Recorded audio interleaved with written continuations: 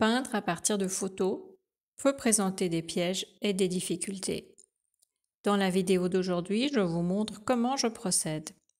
Je vais peindre cette image avec de l'aquarelle en utilisant également un liquide de masquage à partir de cette photo du port d'Honfleur qui a été partagée par Max de notre groupe Facebook. Je montre comment je simplifie la photo et comment je me détache progressivement de la photo pour créer mon image. Dans la leçon 32, j'ai parlé du choix de photos de référence et de ce qui fait qu'une photo de référence est une bonne ou mauvaise photo de référence pour peindre. Maintenant, je peins à partir d'une photo et je vous invite à me suivre. Commençons.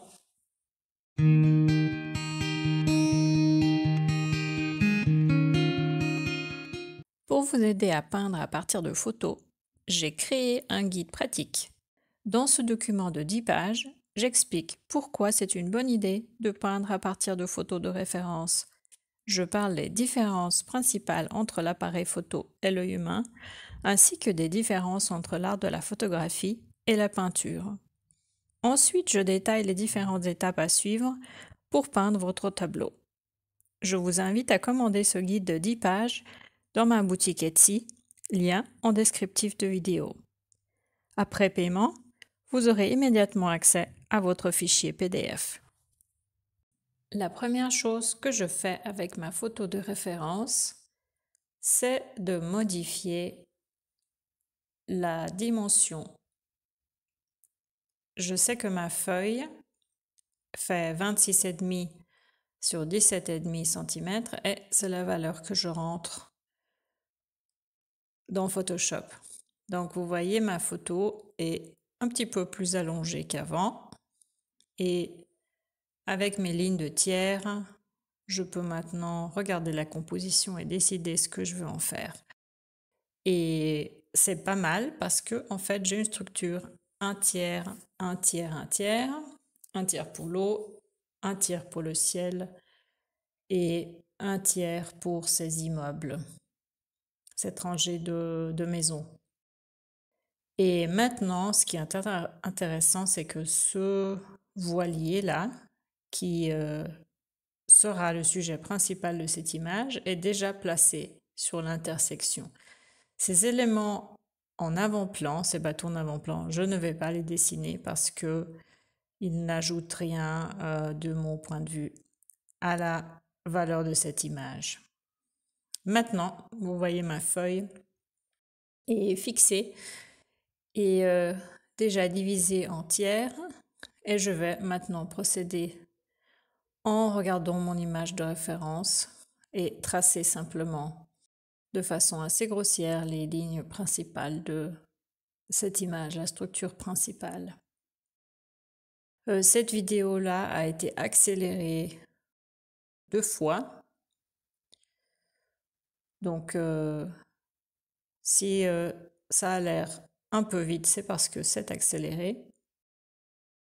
Tout simplement pour ne pas vous ennuyer avec la lenteur de mon dessin et ma peinture. Je me repère simplement avec mes lignes, mon quadrillage très grossier, les 9 rectangles que j'ai sur cette feuille.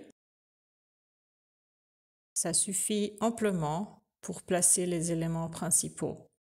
En ce qui concerne le voilier, j'ai décidé de le déplacer un tout petit peu plus bas pour être vraiment au milieu de ce point d'intersection, pour être vraiment bien centré sur ce croisement de mes lignes de tiers. Vraiment la seule liberté que je prends par rapport à une des libertés que je prends par rapport à l'image de référence, la photo de référence. Ce bâtiment à droite qui a sur la photo qui est vraiment perpendiculaire à notre vision, je décide de rajouter cette partie qu'on ne voit pas sur la photo simplement parce que je trouve que l'angle que la photo représente bien sûr, réaliste représente la réalité, mais du point de vue peinture, je trouve que cela peut être peu clair. Donc je décide de rajouter ce côté de maison qui, comme vous voyez, n'est pas sur la photo. Et maintenant, de façon très grossière, les bateaux qui sont sous l'eau, simplement marquer l'emplacement. Je me sers de mes repères pour placer les éléments principaux, les éléments les plus marquants. Le papier que j'utilise ici, c'est du papier aquarelle Académie. Je vous mets tous les produits et les liens vers les produits en descriptif de vidéo. Ce papier est très très bon marché et j'aime bien parce qu'on peut détacher les feuilles. Ce n'est pas un bloc spirale. Et vraiment, c'est un très bon produit avec un super rapport qualité-prix. Donc ici, ces bateaux qui sont alignés avec cette ligne de tiers, ce qui est pas mal, parce que ça nous laisse de l'espace vide en bas pour l'eau. Et je vais maintenant simplement finaliser le tracé de ces maisons et bien sûr cette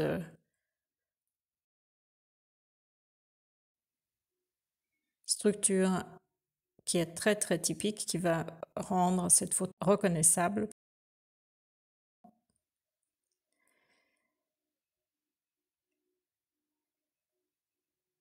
Et je procède vraiment de façon très très grossière. Ces maisons ne sont pas vraiment le point focal et c'est vraiment le rôle est simplement de jouer de support, structurer cette image.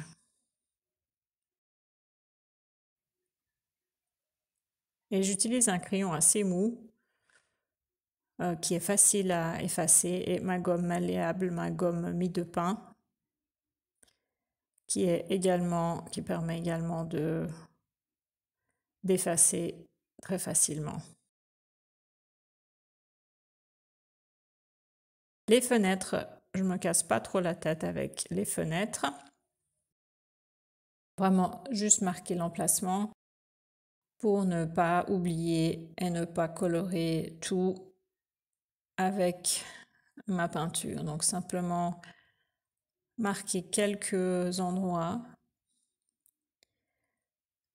Mais le but n'est pas de faire dans le détail, le but c'est vraiment de se détacher et de simplifier. Et juste indiquer, donner l'information visuelle nécessaire, mais ne pas en faire trop. Et maintenant marquer juste l'endroit où on a les reflets principaux parce qu'on a quand même pas mal de reflets dans l'eau. Maintenant, j'utilise mon liquide de masquage qui est en fait un liquide à base de caoutchouc. Mon pinceau, je le mouille et j'utilise du savon pour protéger mon pinceau parce que ce liquide à base de caoutchouc va être très très collant et va endommager, abîmer votre pinceau. Et je sais, j'ai déjà vu plusieurs fois des personnes dire moi je jette les pinceaux une fois que j'ai utilisé le liquide de masquage parce que j'arrive pas à les nettoyer. Eh bien l'astuce pour protéger vos pinceaux, c'est d'utiliser un petit peu d'eau et de savon et ensuite, seulement ensuite, les plonger dans le liquide de masquage. Alors pour ceux qui ne connaissent pas ce produit va sécher sur la feuille de papier ou sur votre toile et une fois sec, on va pouvoir peindre par-dessus et à la fin, on va pouvoir enlever cette pellicule de notre papier ou de notre toile et cela va protéger ces endroits et nous redonner le blanc du papier. Donc très utile. Si vous voulez protéger des endroits et ne pas peindre par-dessus, comme c'est le cas ici pour ces reflets que je veux garder vraiment très clair, blanc, eh bien, pour ne me pas casser la tête et simplifier mon processus de peinture, je vais masquer ces endroits. Également ici, c'est mat. Et maintenant, je nettoie simplement mon pinceau avec un papier, un mouchoir à papier et de l'eau. Et voilà, comme j'ai dit, le savon, c'est super, ça fonctionne. Maintenant, mes couleurs, j'ai décidé de peindre cette image en aquarelle, du jaune d'ocre,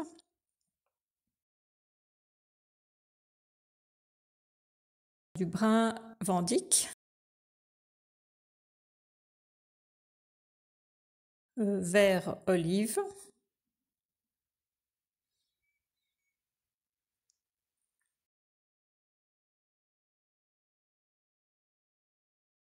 bleu de cérulum,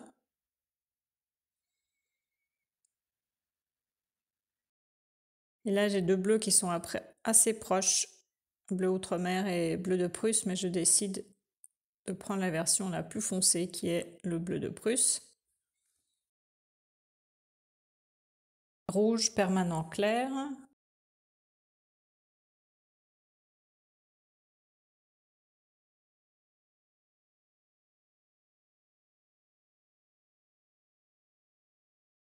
gris Pain, gris de Pain, un gris très beau, très riche, terre de sienne brûlée. Voilà pour mes couleurs et un petit peu d'eau au milieu. Mon pinceau pour l'aquarelle et je commence avec le ciel. J'ai décidé un petit peu de terre de sienne brûlée pour neutraliser ce bleu de cérulum qui est très intense et donner simplement un petit peu de luminosité à ce ciel. J'ai décidé de faire cette image à l'aquarelle parce que je trouve que la thématique de l'eau se prête bien à cette technique. Et bien sûr, si vous choisissez de faire ça à l'acrylique ou à l'huile, c'est tout à fait possible. Mais je n'ai pas fait encore de démo à l'aquarelle et c'est vrai que j'en utilise pas souvent et je me suis dit pourquoi pas faire ça à l'aquarelle. Une autre possibilité, ce sont les crayons aquarellables, donc les crayons qu'on peut ensuite travailler avec l'eau et cela peut donner aussi de très beaux effets. Maintenant, je mélange mon gris avec le bleu de Prusse pour ces toits et ces immeubles. Et vous voyez, je travaille vraiment rapidement. Alors bien sûr, c'est accéléré comme j'ai dit 2 fois, mais vous voyez, je ne fais pas dans le détail parce que le but n'est pas de faire dans le détail, mais de simplifier la composition, simplifier cette image. Donc, je procède assez vite. Et vous voyez que là où j'ai appliqué mon liquide de masquage, eh bien, je peux passer par-dessus et rien ne se passe. Ces parties en dessous vont être protégées. Maintenant, je n'ai pas dit, j'ai laissé sécher mon image quelques heures, mais en général, ce liquide de masquage sèche assez vite. Cela dépend de l'épaisseur de la couche que vous allez mettre, mais je dirais que en une demi-heure, maximum 1 heure, cela va être complètement sec. Et vous allez le voir au toucher, si vous touchez avec votre doigt et que ça ne colle pas. C'est brillant, c'est normal, mais ça ne colle pas à votre doigt, ça ne se détache pas du papier. Et bien là, c'est prêt, vous pouvez peindre par-dessus. Et bien sûr, le fait que ce soit bleu, c'est pratique parce qu'on voit où le liquide de masquage a été placé. Voilà, maintenant, un petit peu de brun pour cet immeuble qui est tout à gauche. Je profite déjà d'avoir cette couleur sur mon pinceau pour faire le toit de ces maisons à droite. C'est toujours bien de réutiliser les mêmes couleurs dans plusieurs endroits de votre image parce que ça va harmoniser le tout. Et plutôt que de rajouter chaque fois des mélanges différents, essayez de réutiliser ce que vous avez dans différentes parties.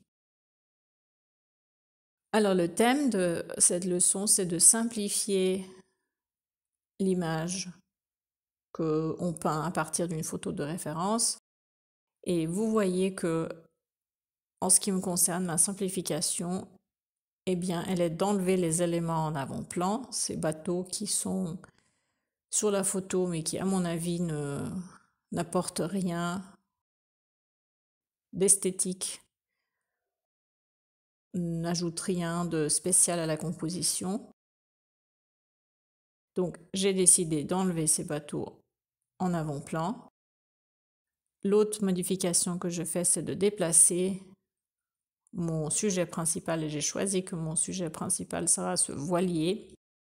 Et vous allez voir, le rouge sera réservé à ce voilier pour vraiment faire contraste avec le reste de l'image. Et j'ai déplacé ce voilier un petit peu plus bas pour être vraiment sur l'intersection de mes lignes de tiers. L'autre simplification que je fais, ce sont ces détails en bas des maisons. Donc on a beaucoup de choses qui se passent. On a des gens, on a des boutiques, des restaurants. Et tout cela, on ne va pas, en tout cas moi je ne vais pas le peindre, je vais simplifier tout cela. Simplement bloquer cet espace avec ces stores, montrer qu'il y a des couleurs à cet endroit-là, mais ne pas peindre tous ces détails et ces petits détails qui sont présents sur la photo, mais que je ne veux pas rajouter sur mon image. Et vous voyez que l'eau, le fait de rajouter des reflets, cela donne tout de suite une ressemblance à l'eau. Ma façon de peindre l'eau, c'est souvent de rajouter des éléments verticaux, bien sûr, et également horizontaux. Voilà, les deux arbres, un petit peu de vert mélangé avec du brun. Et là, je décide de rajouter le bleu outre-mer, qui est un bleu très très intense et transparent pour ce bateau moteur en avant-plan, et également profiter de rajouter le même bleu sur ce petit bateau à droite. Donc, comme vous m'avez déjà entendu dire, répétez les éléments ou les couleurs à plusieurs endroits de l'image.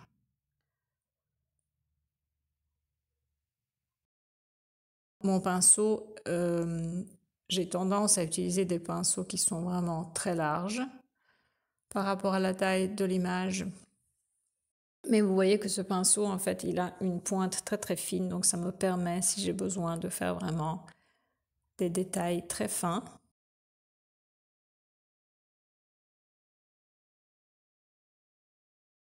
Si vous n'êtes pas confortable, bien sûr, prenez un pinceau plus fin, mais moi, en général, j'essaye de rester avec un pinceau plutôt trop grand que plutôt trop petit pour rester dans un style plus impressionniste et plus frais et éviter de sombrer dans les détails et rester vraiment spontané. Maintenant, je mélange mon rouge avec un petit peu de ce bleu prusse et un petit peu de brun pour simplement neutraliser parce que je ne veux pas avoir le rouge pétant, le rouge très intense. Dans cette partie de l'image, je réserve le rouge le plus intense à mon voilier, le sujet principal, le point d'intérêt principal. Donc je neutralise un peu ce rouge et je varie également. Donc je rajoute à différents endroits un petit peu de variété dans les couleurs. Voilà, même un peu de bleu pour rajouter de la variété, du dynamisme à cette image. Les ombres sur l'eau, également très important, les reflets bien sûr, mais également les ombres. Donc je me réfère à ma photo de référence pour regarder où sont ces ombres. Et vous voyez, pas grand-chose suffit vraiment pour indiquer simplement, voilà, il y a quelque chose qui se reflète et ça donne tout de suite un aspect plus réaliste. Et là également la coque de ce voilier, je fais dans du bleu foncé. J'ai protégé, comme vous voyez, avec mon liquide de masquage, cette bande que je veux garder blanche en haut du voilier pour faire contraste avec le rouge et vraiment montrer la structure, donc le bleu, le blanc et le rouge. Sans liquide de masquage, bien sûr, c'est possible, mais c'est beaucoup plus risqué. Vous allez probablement déborder. Surtout si vous faites comme moi, vous procédez assez vite et votre papier ne sèche pas forcément. Vous avez le risque que les peintures vont se mélanger et là, vous allez perdre le blanc du papier. Et bien sûr, on peut revenir par la suite avec de la gouache. Mais je trouve que préserver le blanc du papier, c'est vraiment une bonne méthode. Ou même la toile. Et le liquide de masquage marche aussi très bien avec l'acrylique. Pas seulement avec l'aquarelle. Vous pouvez très bien faire la même chose avec l'acrylique. Voilà, maintenant j'enlève simplement avec de l'eau.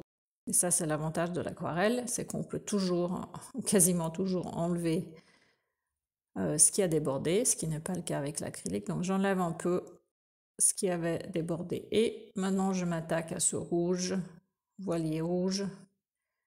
Comme j'ai dit, le sujet principal de mon image. Et là également, j'essaie de varier un petit peu la couleur avec le rouge et une touche de brun. Et là, je couvre, je comble le vide que j'avais. Et là également, une surface, même couleur, mais en plus diluée. Et ces couleurs aquarelles que j'utilise, Van Gogh, donc couleurs déjà en tube, sont extrêmement intenses. Je sais que souvent on dit l'aquarelle sèche plus clair. Les couleurs ne sont pas forcément aussi intenses que quand on peint et on est des fois déçu du résultat parce que ça sèche un peu de façon un peu terne et plus claire. Je peux vous dire que ces couleurs aquarelles j'ai reçues en cadeau en fait sont excellentes et sont tellement saturées en pigments, c'est vraiment impressionnant à quel point ces petits tubes, on dirait qu'il n'y a pas grand chose dedans, et bien même si vous avez des restes de cette peinture sur votre assiette, sur votre palette, des fois je trouve qu'elles sont presque difficiles à enlever en lavant avec de l'eau parce qu'elles sont tellement saturées en pigments. Et bien sûr, l'aquarelle, vous n'êtes pas obligé de nettoyer votre palette, vous pouvez toujours réutiliser en rajoutant de l'eau pour votre prochaine séance de peinture. Donc ce n'est pas comme l'acrylique qui sèche et qu'on doit nettoyer et jeter. L'aquarelle, on peut toujours rajouter une touche de peinture. Et si vos mélanges ne sont pas trop sales, les réutiliser. Et ces petits tubes-là, vraiment, sont d'extrêmement bonne qualité. En tout cas, si vous n'avez jamais essayé de aquarelle en tube et que vous êtes toujours utilisé de l'aquarelle sec, eh bien, je vous recommande d'essayer ce produit parce que vous allez voir la différence. La pigmentation est excellente et je pense que vous le voyez déjà là sur mon assiette, sur ma palette et sur ma feuille. Les couleurs sont très lumineuses, très saturées, très vives. Pour moi, en tout cas, ce n'est pas typique pour l'aquarelle, qui a souvent une réputation d'être un peu terne et moins intense que l'huile et l'acrylique.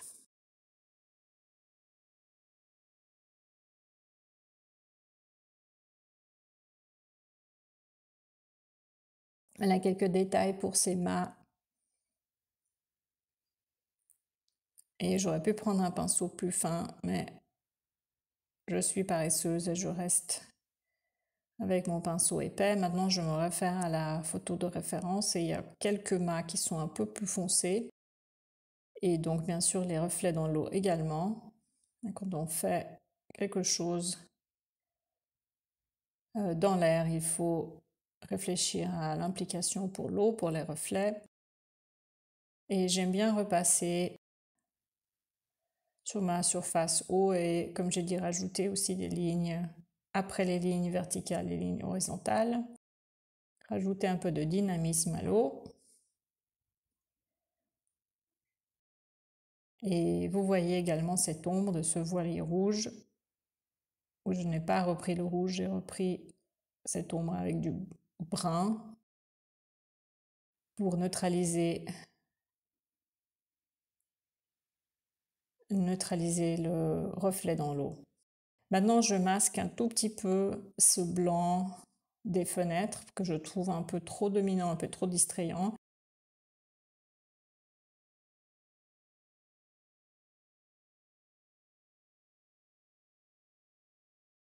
Également parce que je veux que mes mâts blancs de ces bateaux qui sont actuellement masqués par le liquide de masquage, je veux qu'ils soient très bien visibles. Et c'est pour cette raison-là que je veux enlever un petit peu de ce blanc dans les fenêtres.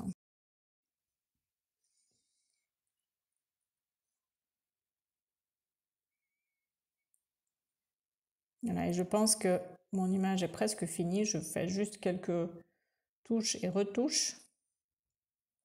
Mais pour ce croquis, pour cet exercice, je pense qu'on n'est pas loin du résultat final. Et juste quelques petites corrections. Là, j'ai fait un peu trop épais. Je trouve que c'est distrayant à ce niveau-là et je corrige simplement avec un pinceau humide et de l'eau et une petite lingette. Là, il faut s'arrêter avant de faire trop de dégâts. Avec un crayon aquarellable, je fais mes mâts de couleur ocre.